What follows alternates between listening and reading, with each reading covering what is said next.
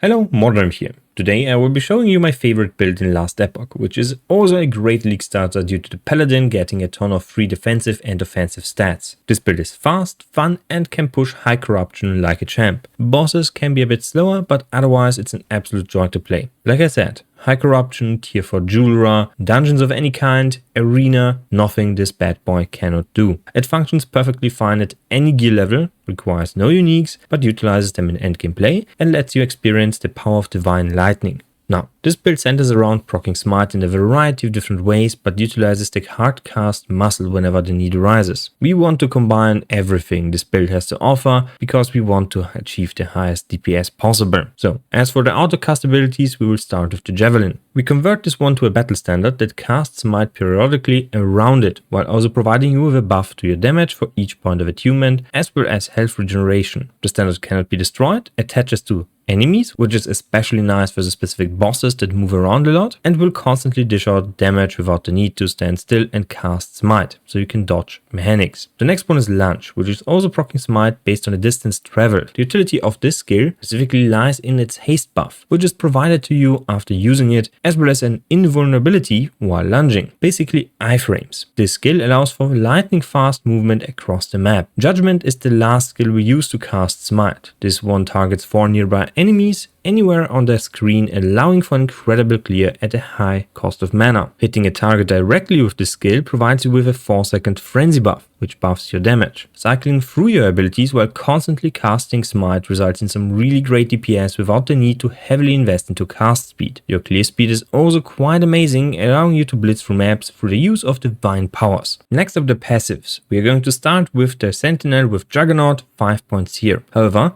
we're only picking this one for the void resistance and the early fire resistance. If you are capped on void resistance, you can take out those points and put them into fearless to acquire 5 additional vitality. This is much better in endgame, gives you around 100 health once you complete the build. Then we have Armor Clad, which is providing us with flat armor, which is amazing for defensive purposes, as well as a damage reduction for enemies that are close by, which is quite often considering you're using Judgement as well as Lunge. Then we have Valiant Charge, which also provides us with health, but most importantly, decreases the cooldown of our lunge ability by 30% at that. This is immensely helpful and really good. And lastly, we're going to pick up Time and Faith, which helps with mana and health sustain, especially early in the game. Later on, it's not that useful because we want to keep our mana low, but sometimes you want to use a smite to recover some mana to keep it around the 10% margin. Afterwards, we're going to go into the Paladin tree and start with Conviction, providing us with lightning damage and lightning penetration. We can pick up Defiance early on, providing us with Attunement, which is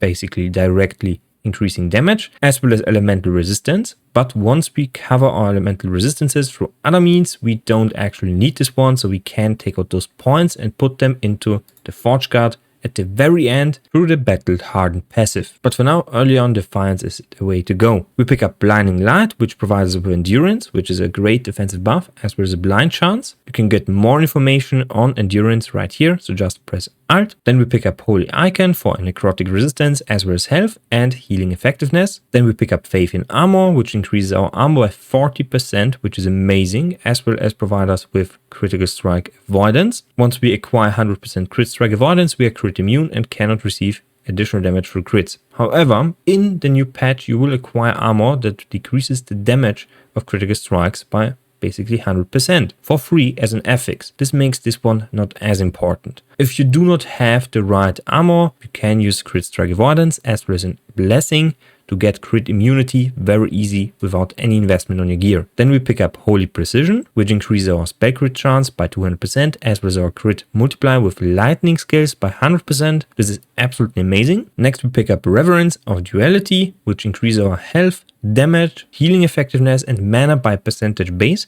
Yes, that's 24% increased health, which is insane. That's a lot of health. The increased mana is also providing us with additional damage through a unique we will later discuss. And then we pick up Rite of Ray. This will give us movement speed as well as lightning damage. And we finish up the build with 3 points in Divine Essence. I only have 2 because I'm 92. 1 point in Divine Intervention and the rest goes into Valor. Well, and there is the Void Knight. You have 10 points in the Abyssal Endurance, which provides you with health, void resistance and physical resistance, so a loaded passive, and we pick up Void Corruption for 11 points of crit multiplier. This one applies to all damage types. Next, I want to go over the loot filter. So for the loot filter, go into the settings, then on manage loot filters, click on the plus, open the filter folder, import the filter through this folder. So just drag it inside. I provide the filter in a OneDrive. You can just download this one whenever you want. The link is down below in the description box. This loot filter is tailored specifically for this build. However, once the patch releases, I will update this one specifically to include new item bases which are best in slot for this specific character. The basic structure for this filter are shatter rules at the bottom, specific class farming affixes down below. So if you want to find something for an acolyte or a spellblade, you want to look at. Then we have the leveling color. The leveling color includes specific item types. So for example, the staff, the armor types, the accessories, and specific really good affixes for leveling. So everything that is junk basically is hidden and only this one is highlighted. So during the leveling process, you will find this specific type of item. So the yellow color. This will automatically be disabled at 60 because after level 60, you will find specific item types, like for example, the blue helmet item type, which highlights only helmets and only specific bases, which only drop after level 60. So the Myrmidon helmet after level 60, 68 for the augury helmet, 75 for the down helmet. Once 1.1 releases, this item filter will change and there will be new bases for the helmet, for the gloves, for the boots, and so on and so forth. I will update the loot filter and provide it down below in the description box. Now the blue, green, as well as the white rule are specific tiers of item drops. So blue is worse than the green one and white is a better crafting base than the green one. The white base includes 2 tier 4 item affixes of desired affixes. So for example, health and the resistance. If you find something like that, always pick it up, look at it and decide if you want to craft on it or try to craft on it. Afterwards, we have a rule to show all personal and experimental items. If you want to have this one a little bit stricter, so you're not interested in experimental ward on kill, you can disable this one by clicking this icon, the check mark, and then confirm it and update it. Next are specific rules for exalted items, because late game you will find a ton of exalted items. So if you want to look for something specific for your character and are just interested in your character, you can look on only those underlined specific rules. So red coloring will mean you will find a helmet that includes all bases with a desirable exalted modifier. The underlined purple coloring will mean you will find a good base, so one of those helmets, with the desired exalted modifier. So for example, hybrid health. And lastly, you will find rules for all idols. Dark green coloring means the idol is for all classes. Light green coloring will highlight something build specific. Teal colored idols are for small, humble and stouts. Then you have this lush green color for good, small, humble and stouts, and the red one for the really good ones. Now as for skills, since you guys usually skip around this one, I will omit the explanation here. There's just not much to say here. Take note of the number beside each node, signifying what to grab first and last. And also make sure to sub, like and comment for some juicy content. If you have any questions you want to ask specific for this section, please do so in the comments. Now a quick look at my gear, so you know what my damage roughly translates to. You can find the optimized set with example idols in the talent planner down below. Grabbing plus to the level of smite is essential for this build's damage output and should be prioritized, even if the relic is not good. Paladin gets access to a lot of additional life and resistances, which makes itemization very easy, so I will omit explanations here. Crit, however, is a bit more spicy to acquire. Grabbing 6 base crit chance for smite in its skill tree results in the need of 809% additional critical strike chance. This is a very high amount which requires the use of a staff with an increased spell crit chance prefix. Your damage will suffer substantially if you decide to omit crit in favor of other stats. Another pain point is sustain. We do have some built into smite in the battle standard, however this will not be enough for high tier corruption. The easiest way to fix this problem is by farming the Black Sun monolith for the spell damage leached as life blessing. As far as defenses go,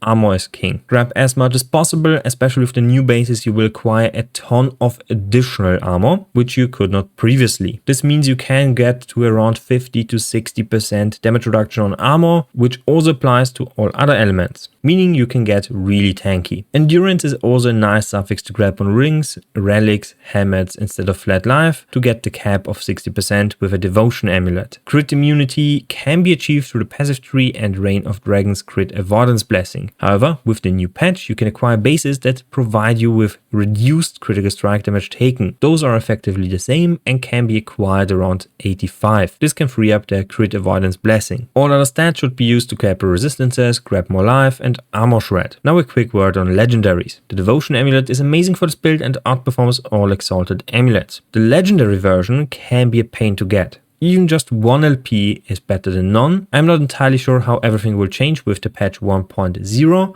but I think we will be more likely to get a 1 LP, 2 LP or even a 3 LP version of the showcased legendaries. So the first one is Titanheart. This is the best chest to get for this build. Most staffs are melee weapons, which results in a 15% damage mitigation to work like it would for a two-handed axe or spear. It also comes with a lot of percentage life and decent armor. However, the new chest also provides you with 700 armor, so it's not that decent of an armor piece anymore. But the 15% damage mitigation as well as the percentage life is really good, so grab this one. If you find the LP version of this item, try to grab vitality, flat life or percentage life on it. For the devotion amulet with 1 LP, try to grab lightning penetration, increased spell critical strike chance and chance to shred armor on hit. Lastly, the idols. Use 4 large idols with increased smite damage. We really want that increased damage. They can roll with additional flat health as a suffix, so those are best in slot. The Throne of Ambition is next. This one can provide you with 40% additional armor. This one is a more multiplier, which results in some